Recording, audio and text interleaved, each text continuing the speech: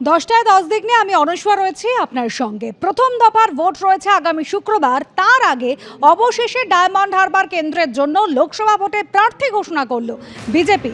Diamond Harbour কেন্দ্রে BJP প্রার্থী হচ্ছেন অভিজিৎ দাস ওরফে ববি, যিনি টানা দুবার এই ডায়মন্ড হারবার কেন্দ্রে নির্বাচনে তৃতীয় হয়েছেন। আর অভিষেক বন্দ্যোপাধ্যায়ের বিরুদ্ধে ডায়মন্ড হারবারে বিজেপি প্রার্থী হিসেবে তার নাম ঘোষণা করা হলো। এর আগে 2009 এবং 2014 ভোটেও বিজেপি প্রার্থী ছিলেন এই অভিজিৎ দাস।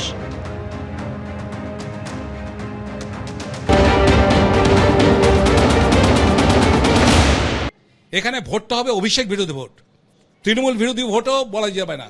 টোটাল এটা হবে অভিষেক বিরোধী ভোট এবং তৃণমূলের প্রচুর লোকে যদি সুস্থ হয় ভোট হয়, অভিষেকের বিরুদ্ধে ভোটটা হবে। প্রত্যেকের সম্মিলিতভাবে সকলে যদি ভোটটা দেয়, সকলের সম্মিলিত ইচ্ছার ফলে অভিষেক ব্যানার্জি এখানে হারবে এবং তার জামানত জব্দ হবে। 16.66% ভোটটা পাবে না। বিধানসভার সময় তো কেন্দ্রীয় বাহিনী ছিল। বাহাদুর শাহ বাবুকে কোনোদিন শুনেছেন গণনা কেন্দ্রের বাইরে কোনো প্রার্থীকে পিটিয়ে মেরে ফেলা হয়? ডায়মন্ড হারবার হয়েছে কিনা মনে আছে তো? মানুষ হওয়ার কথা। মগরাহাট পশ্চিমের প্রার্থী 1 মাস ধরে কমাই ছিল, তাকে এত পিটিয়ে ছিল অভিষেকের ক্রিমিনাল বাহিনী। কেন্দ্র বাহিনী থেকে ইমপ্লিমেন্ট কারা করবে? কোথায় কি যাবে? করবে তো এসপিরা আর ডিএমই তো ডিস্ট্রিক্ট ইলেকশন অফিসার। বিষয়টা হচ্ছে এভাবে কিভাবে ইমপ্লিমেন্ট করবে। দেখুন, আমি পরিষ্কার বুঝি, আমি ডিএমকেও বলে দিচ্ছি, এসপিকেও বলে দিচ্ছি, তা ওনাদের উপর আমরা রিকোয়েস্ট করেছি যাতে ওনারা নিরপেক্ষভাবে এই নির্বাচনটা করুক।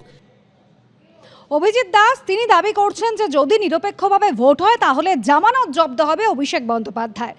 ভয় পেয়েছে বিজেপি বলছেন তৃণমূল। আমরা শোনাবো তৃণমূল মুখপাত্র শান্তনু সেন কি বলেছেন এ বিষয়ে।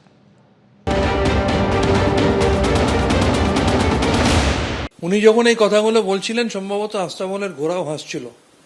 পৃথিবীর সর্ববৃহৎ রাজনৈতিক দল যারা নাম না করে সব থেকে বেশি একজনকে আক্রমণ করে, যাকে সেন্ট্রাল এজেন্সি দিয়ে সপরিবারে তাকে বিব্রত করে, তার বিরুদ্ধে দূরবীন দিয়ে প্রার্থী খুঁজে না পেয়ে এমন একজনকে প্রার্থী করলেন।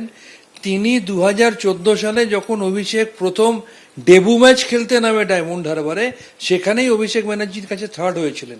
আর এইবার তিনি প্রার্থী হলেন মানে 4 জুন অবধি অপেক্ষা করার আগে ভারতীয় জনতা পার্টি মেনে নিল যে অভিষেক ব্যানার্জি তথা রয়্যাল বেঙ্গল টাইগারের কাছে 5 লক্ষ ভোটে হার সুনিশ্চিত।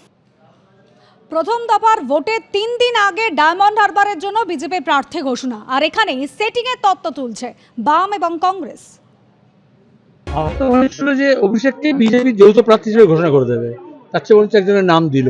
আর ভবিষ্যতে তৃণমূল থেকে যখন বিজেপিতে যোগ দেবে সবাই, সেটা অভিষেকের নেতৃত্বেই হবে। আমাদের কাছে খবর যে খোকাবাবুর রেকমেন্ডেশনে প্রার্থী দেওয়া হয়েছে।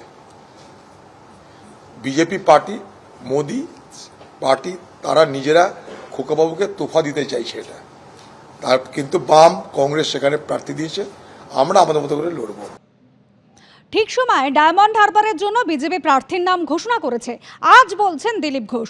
যদিও গতকাল তিনি বলেছিলেন যে 1 মাস আগেই এই প্রার্থীর নাম ঘোষণা করা যেত। শোনাবো। না, কতদিন পরে করা হবে কেন সেটা তো পার্টি ঠিক করে। 1 জুনে ওখানে ভোট আছে, 1.5 মাসের বেশি সময় আছে। আমার নাম ঘোষণা হয়েছিল 1.5 মাস সময় ছিল, তো সেই জন্য পার্টি যথেষ্ট চিন্তাভাবনা করে করেছে। ও প্রথমবার ওখানে লড়েছে, দ্বিতীয়বার লড়তে যাচ্ছে। ভূমিপুত্র সংগঠন দাঁড় করেছে ওখানে।